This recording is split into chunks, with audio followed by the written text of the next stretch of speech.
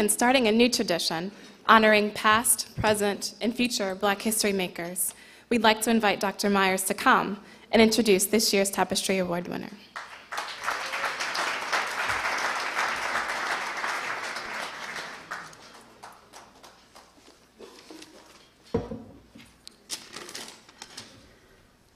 Well, thank you very much, Regina, and I'm very thankful to the committee for asking me to return this year and to start this new tradition of the previous year's Tapestry Award winner introducing this year's winner. But first, I must tell you that I am inspired by Condoleezza Rice. She's a trailblazer. She has certainly had her share of firsts.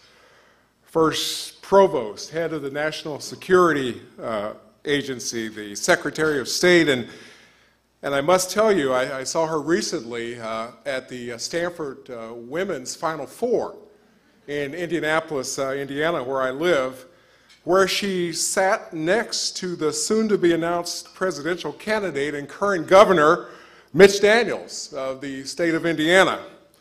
So let's see now, sits next to Mitch Daniels, has a new book out, I think recently on 30 Rock or some TV show that's seen all around the world. I wonder what might be next. Is it going to be Daniels Rice, or is it going to be Romney Rice? Or I'll leave the speculation to you, but I actually like Rice Daniels better than that, and Rice Romney better than that, but I'll let you figure out what the next steps are going to be.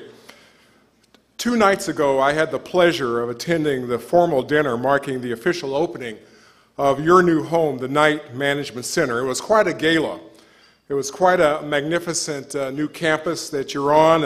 The dean gave a wonderful, wonderful talk. Phil Knight, for whom the center is named, gave a remarkable address as well. And in that address, he featured the story of Vivian Stringer. You'll remember that she is the Rutgers basketball coach whose players a few years ago were publicly called nappy-headed hoes by then radio personality Don Imus, who was ultimately fired for the offense. Now, Phil told the story in the spirit of improving race relations and of good triumphing over evil.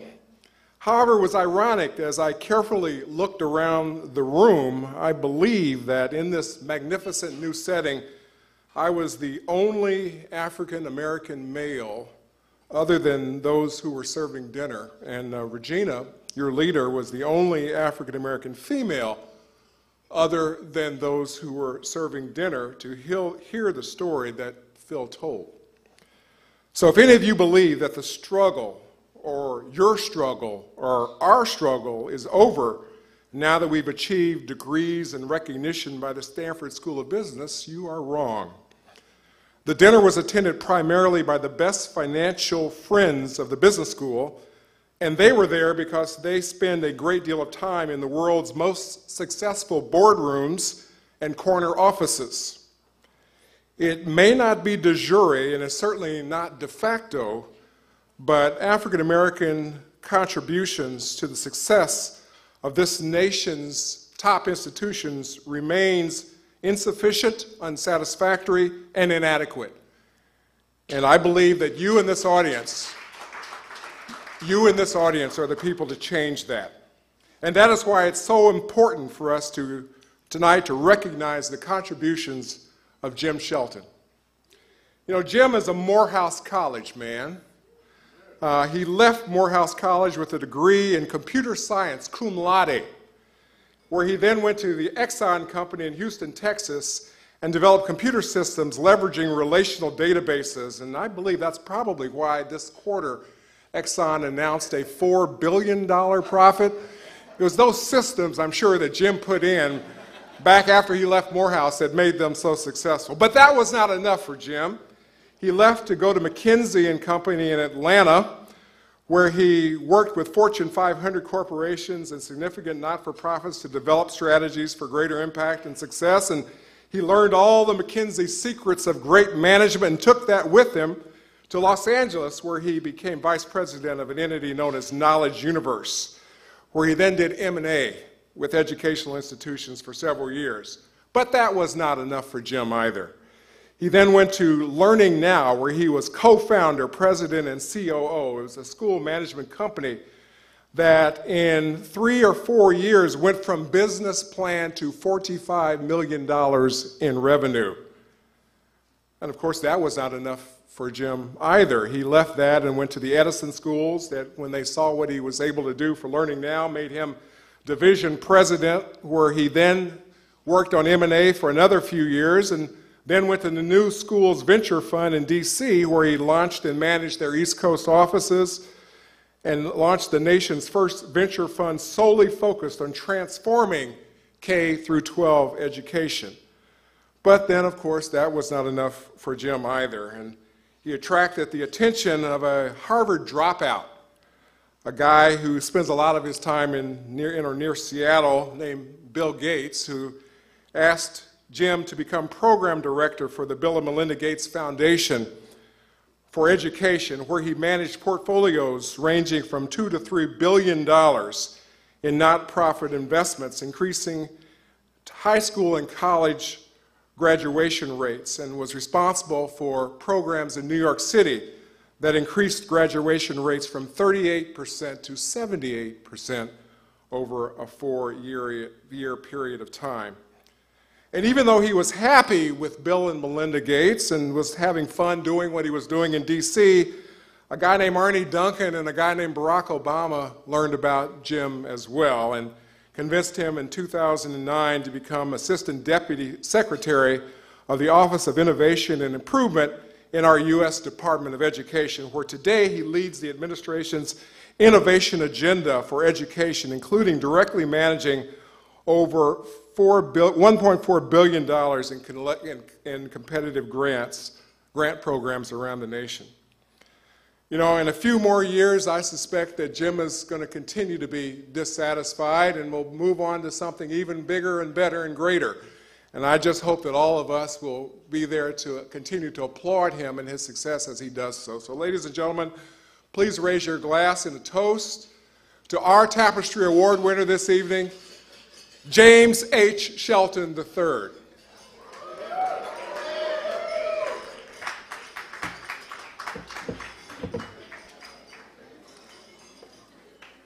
Jim, I'm pleased to offer you the 2011 Tapestry Award, and I'll let you hold it up for everyone to see, sir. There you go. Congratulations, man. Thank you very much.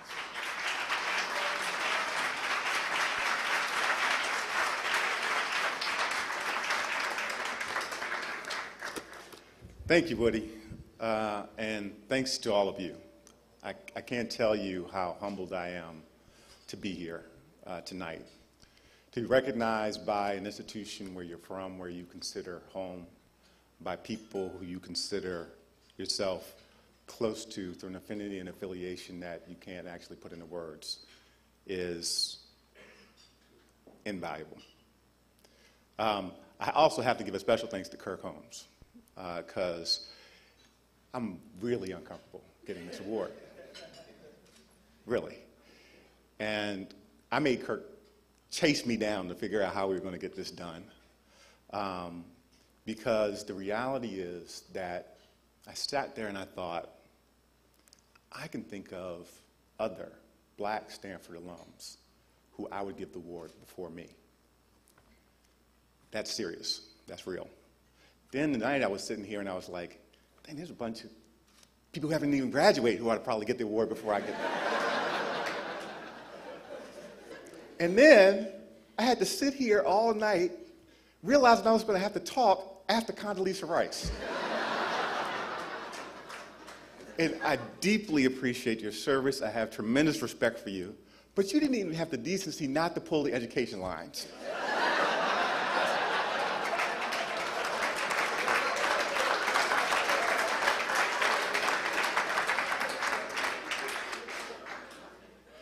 So we've been here for a while, so I just want to actually do 3 quick things. I have to, even though they are not here with me, acknowledge, as all of you will as you go on in your lives, that if there is anything that I have ever done that is important, I've only been able to do it because, first, my family, my wife and my 2 sons, allow me to make that sacrifice on their behalf. And second, it's become cliched, but when you do something that you actually think matters, you quickly realize that it was unlikely that you would have done it, and that in fact it is someone working through you. And I'm proud to have that opportunity to have God's grace work through me in my work.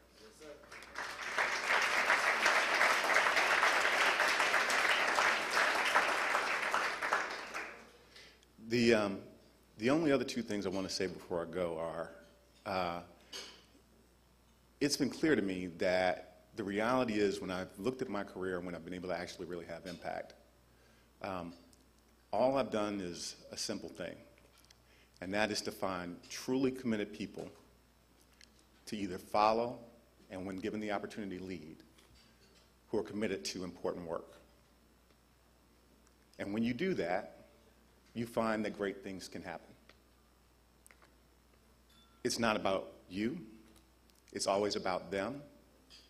And so whether it was when I was here at Stanford and it was the students who were Stanford undergraduates who are already working in East Palo Alto, who I could lend a hand to, or it was the students at the graduate school who started the I Have a Dream program in East Palo Alto, or the King Latuli Center that started the center in South Africa to get their first free elections going through voter education. It was always surrounding himself with those people. And the other thing that I was reminded by tonight, through a question that Dr. Rice was asked, is about the sacrifice that we actually need to be willing to make to have impact. And I was reminded of when I had a school management company, and I was working with a principal in a district that was horrible, called Chester, Pennsylvania. And I was working with the principal trying to help him figure out how to get some resources, and there was an organization that came to town that had the resources that he needed. I won't actually say what they were because then you would know who it was. And the person who came was so arrogant and so condescending. It was unbelievable. And the principal took it. He just swallowed it and kept on moving. And he got what he was looking for his students. And I watched him, and I realized that I could not have done that. At that time in my life, I would have felt the need to fight. He realized in that moment that it was not about him. That in fact, his personal privilege at that moment was, as Dr. Rice called it, a convenience. And as he said to me when I walked away and asked him how he did it, he said, using slightly different language, stuff washes off.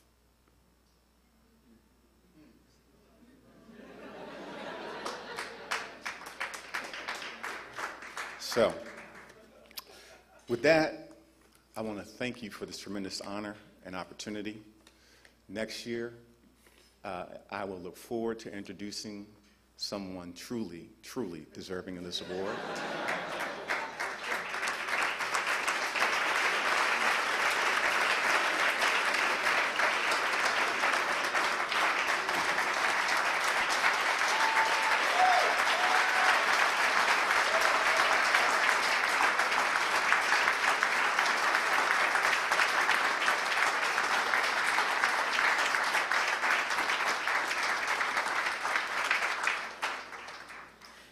Well, I absolutely love your humility. You deserve this award, and we are just thankful that you're sharing tonight with us. Ladies and gentlemen, it's late. You're probably thinking 2 things. Number 1, where is the chocolate? And number 2, when are we going to dance? So to answer both of those questions, the chocolate is somewhere in this room, and hopefully will be delivered to your tables. They are cupcakes, so for those of you that aren't able to join us, please take it with you and enjoy tonight. Don't leave too many behind because I will finish them if you don't take them. And number 2, dancing is literally in 2 minutes. What we want to do actually is just to thank so many people that made this evening possible. First of all, our corporate sponsors that are listed on the back of your program. If there are representatives that are here, please stand so we can acknowledge you.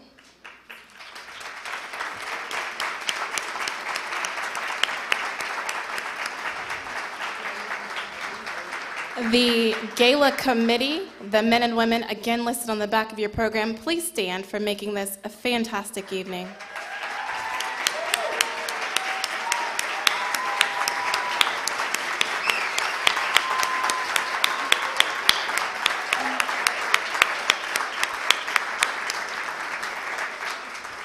And last but not least, the 2010-2011 BBSA leadership team. So if you will please stand.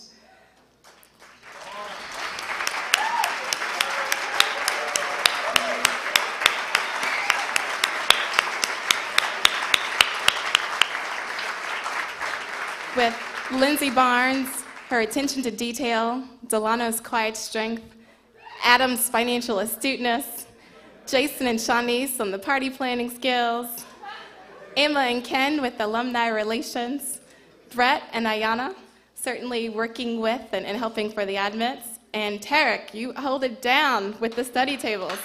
Thank you.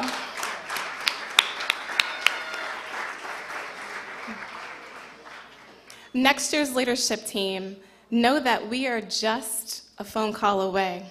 Lawrence, Nori, Lenora, you call the BBSA family, and I'm just excited to see how that's going to develop next year. So know that you have our love, you have our support, and we'll be back here for Gathering 29.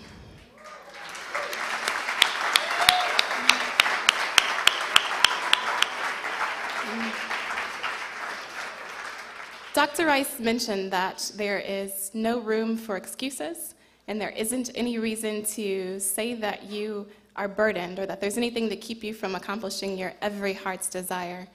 And so I hope that you carry that with you today. I hope that you continue to celebrate the Black history makers of past, present, and future. And I hope that you have enjoyed tonight. We look forward to building community, not just the Black community, the GSB community. And we thank you for spending your evening with us. Ladies and gentlemen, have a fantastic evening.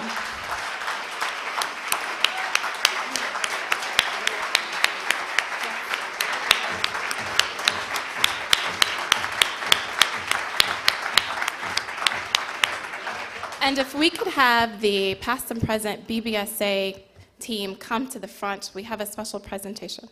Thank you, and enjoy the rest of your evening.